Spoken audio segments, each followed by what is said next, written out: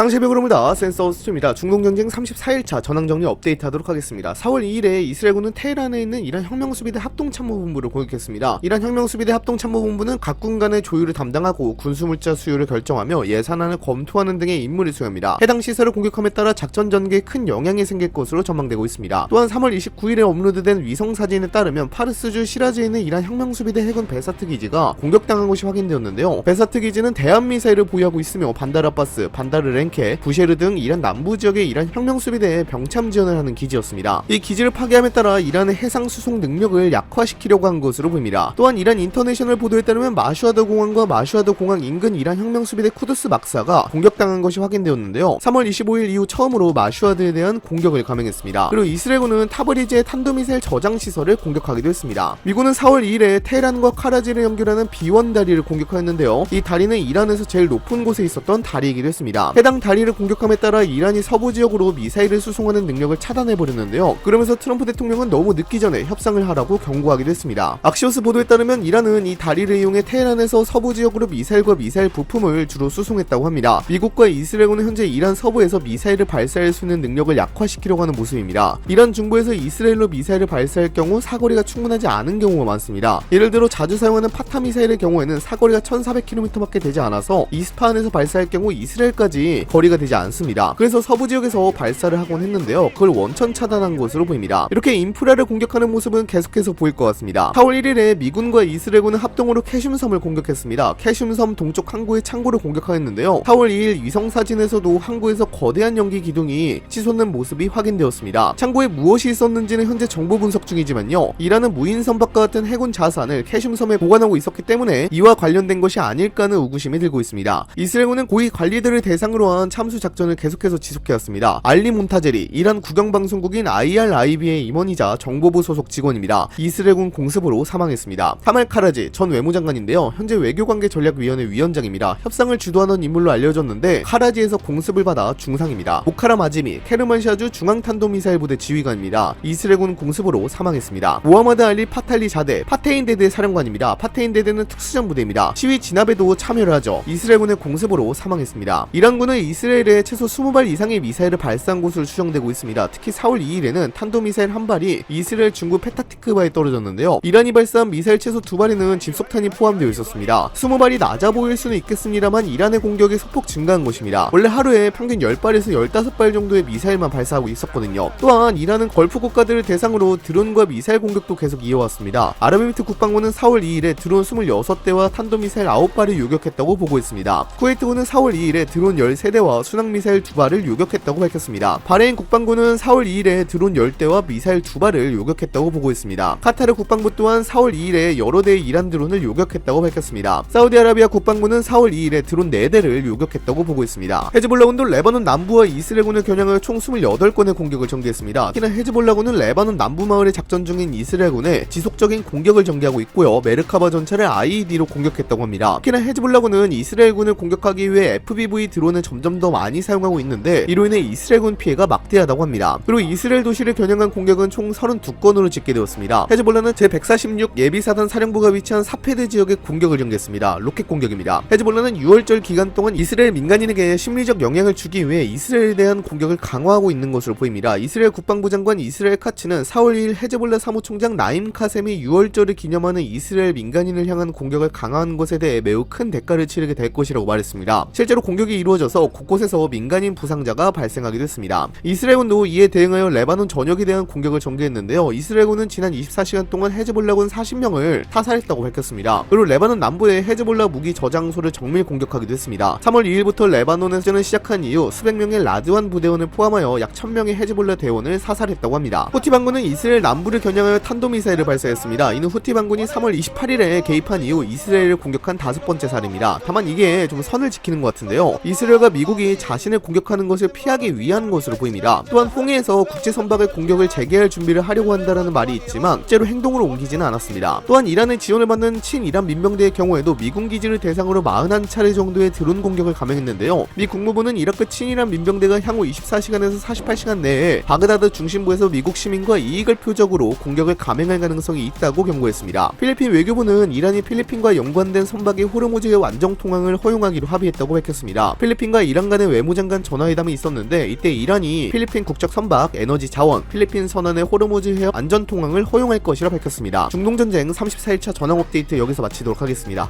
감사합니다.